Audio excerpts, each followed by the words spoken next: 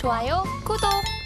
자, 그러면 우리는 또 궁금해집니다. 그러면 우리는 내일 어떤 테마, 어떤 종목에 주목을 해야 될까? 바로 우리 전문가님께 여쭤보는 시간 가져보도록 하겠습니다. 전문가님, 네. 그러면 우리는 내일 뭘 봐야 될까요? 아무래도 오늘 가장 큰 이슈로 보여졌었던 체코 원전 관련주 또 한전산업이 또 있었고요. 네네. 그리고 방금 전에도 설명을 드렸지만 비트코인 관련주 아직까지 불씨 꺼지지 않았습니다.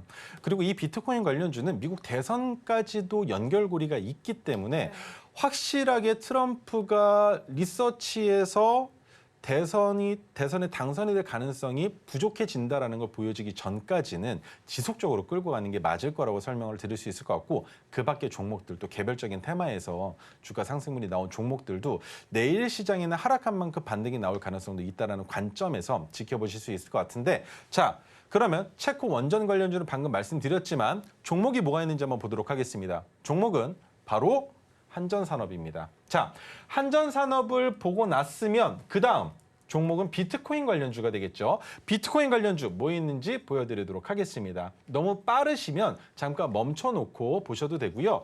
이 부분이 궁금하시다면 또 한번 빨리 적어서 체크해 보시면 좋을 것 같은데, K옥션, 서울옥션, 옥션 관련주 2개입니다. 그리고 핑거와 갤럭시와 SM이 나왔는데 머니트리보다 SM이 먼저 올라갈 가능성이 있다는 걸 기억하시면 됩니다. 그리고 위메이드와 위메이드 플레이, 위메이드 맥스 같은 경우는 지금 시장에서 잊혀지는 것 아닌가라는 생각을 하실 수 있겠지만, 위메이드는 제쳐두더라도 위메이드 플레이와 위메이드 맥스는 같이 관심 종목에 넣어두시는 게 좋겠다라고 설명을 드려볼 수 있습니다. 그리고 마지막 그 밖의 종목들을 설명을 드릴 텐데, 카티스 조금 불편하긴 합니다만 카티스 관심 종목에 넣어 놓으셔야만 합니다. 그리고 예스24도 마찬가지로 지속적으로 지켜보셔야 되는 종목입니다. 그리고 그 외에는 시너지 이노베이션, 삐아, 브리지텍, 공구음원이 있는데, 삐아는 조금 더 봐도 괜찮겠습니다. 화장품 관련주로 주가가 반등을 보여주는 기조를 보여줬기 때문에. 하지만 시너지 이노베이션과 브리지텍, 공구음원은 조금 위험할 수도 있다는 관점까지 설명을 드리면서 차트 한번 보도록 하겠습니다. 자, 차트를 보시면 아까 전에 여러분들께 보여드리기로 했었던 그것 한번 보여드리죠. 오늘 코스닥 기준으로 상승한 종목 120 종목입니다. 상한가 4종목이나 나왔습니다. 그리고 하락한 종목이 1,507 종목인데 하한가가 한 종목도 없어요. 그리고 코스피 기준으로 상승한 종목 52종목인데 상한가 한 종목 나왔습니다. 하락한 종목이 862 종목인데 마찬가지로 하한가 종목은 존재하지 않았습니다. 그래서 상승한 종목보다 하락한 종목의 수가 월등히 많았는데, 여기에서 여러분들에게 왜 추가적인 하락이 나올 가능성이 있다라는 말씀을 드리느냐 이거죠. 자, 첫 번째로 봐야 되는 키포인트 뭡니까? 이날 8월 5일입니다. 누가 봐도 알 수 있는 8월 5일인데 8월 5일 날 하락했었던 그 하락분만큼 하락이 나오지 않았어요. 그죠? 그리고 마찬가지로 코스닥도 보겠습니다. 똑같은 위치죠. 비슷한 위치라고 생각하시면 됩니다. 비슷한 위치. 그러면 우리가 또 여기에서 반도체를 볼 때 뭘 같이 봤었습니까? 대만가건 같이 봤었죠. 대만가건 위치 어떻습니까? 동일한 자리입니다. 그러면 그 당시에, 물론 지금은 그렇게 크게 관련성이 없겠지만 엔캐리 사태를 만들어줬었던 뭡니까? 니케이 지수. 같이 한번 봐야 되겠죠. 거의 비슷한 위치라는 겁니다. 그런데 여기까지 봤으면 글로벌 증시와 지수 상황은 다 봤습니다. 이게 문제라는 거예요. 삼성전자 어디입니까? 여기에 있는 것이 아니라 이 가격에 있어야 되겠죠. 그런데 얼마나 더 큰 하락분이 나왔습니까? 저점을 이탈했습니다. 그러면 또 같은 입장에서 하이닉스는요, 마찬가지 상황입니다. 저점을 이탈했습니다. 그렇기 때문에 이 자리 추가적인 하락이 나온다면, 오늘의 저가를 이탈하는 움직임이 나온다면 장기 추세로 봤을 때 여전히 상승분에서 기술적 반등은 나왔고 한 번 더 하락을 보여줄 수 있다. 이게 무슨 그림입니까? 모든 상승은 끝났습니다. 그렇다면 A파, B파, C파로 이어질 가능성이 있다는 관점에서 엔비디아와 별개로 삼성전자가 납품하는 것과 별개로, HBM 납품하는 것과 별개로 우리나라에서 삼성전자와 SK하이닉스, 그중에서도 SK하이닉스는 추가적인 하락분이 나올 가능성이 매우 높아진 자리라는 것, 이 부분만 기억하시면 좋을 것 같습니다. 자, 그래서 종목들 한번 보겠습니다. 한전산업, 체코 원전 계약에 대해서 확실시되고 있다라고 했지 확정된 건 아직까지 아닙니다. 하지만 의미 있는 자리 어디입니까? 파란색 저항선이죠. 16,400원. 이 가격을 오늘 터치했습니다. 그렇다면 여기에서 가장 중요하게 봐야 되는 거, 넘어서서 안착하면 추가 상승분이 나온다라는 거예요. 그렇다면 제가 또 무슨 얘기하겠습니까? 오늘 고점은 16,480원입니다. 그러면 한마디만 드릴게요. 딱 한 가지. 어렵게 생각하시지 않으셔도 됩니다. 16,480원을 넘어가는 490원이 타점이 되느냐? 아니죠. 510원을 잡으셔야 됩니다. 왜?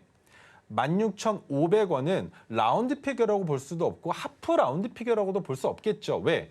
우리가 호가 단위가 바뀌기 이전으로 생각해보면 16,400원, 450원, 50원 단위로 움직였었죠. 그렇기 때문에 그 단위를 보는 것은 아니지만 그래도 500원과 510원의 괴리감은 분명히 존재합니다. 그래서 500원에 걸려져 있는 매물대를 누군가 소화하고 주가를 끌어올리고자 하는 그 노력이 보여지는 그 자리, 16,510원을 돌파하는 자리라면 우리는 매수해 볼 수 있다. 왜? 전고점인 19,500원을 넘어설 가능성이 있기 때문에 그 이유는 뉴스에 나와 있는 체코 원전 계약 수주 관련된 이슈로 더 큰 상승이 나올 가능성이 있다라는 거. 그렇다면 19,500원을 넘었을 때 우리가 볼 수 있는 가격은 어디냐?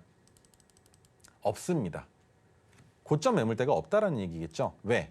지금 한전산업의 매물대는 어디 있습니까? 상장된 지 오늘로 3,381거래일째인데 매물대가 이미 바닥권이라고 볼 수 있는 그 자리였습니다. 그렇지 않습니까? 그렇기 때문에 이미 매물대도 모두 다 수익 구간이면 이 상황에서 세력들이 보여주는 움직임은 전고점 돌파해서 차익 실현 매물이 나오기 이전까지 주가를 지속적으로 끌어올리는 겁니다. 그러면서 또 한번 나오겠죠. 또 설명드립니다. 외국인의 매도가 나오고 기관의 매도가 나오고 개인들의 매도가 나올 때 그 물량을 외인들이 받아내는 움직임이 나올 가능성이 있다. 하지만 지금 여기에서 전고점을 돌파해서 역사적 신고가를 넘어서게 된다면 추가적인 상승이 어디까지 나올지는 알 수 없겠지만 체코 원전 수주의 입장에 따라서 4만 원 내지 5만 원까지도 폭발적인 상승이 나올 수 있다라는 건 여러분들 기억하셔야 됩니다. 지금 시장에서 관심 가질 수 있는 종목이 그만큼 부족하다라는 게 입장이에요. 그리고 다음으로 비트코인 관련주 볼 텐데 K옥션 역시나 여전히 리스크는 존재합니다. 문제가 되는 것은 무엇이다? 8월 5일 날 600일봉 2년 반의 차트에서 저점이 경신된 자리고 추가적인 하락이 분명히 나올 수는 있겠지만 이번에 올라간 자리를 재차 돌파할 때라면 추가적인 상승이 나올 수 있다는 것. 오늘 가지고 나온 종목도 마찬가지 입장입니다. 핑거도 똑같죠. 저점을 찍은 가격이 마찬가지로 8월 5일입니다.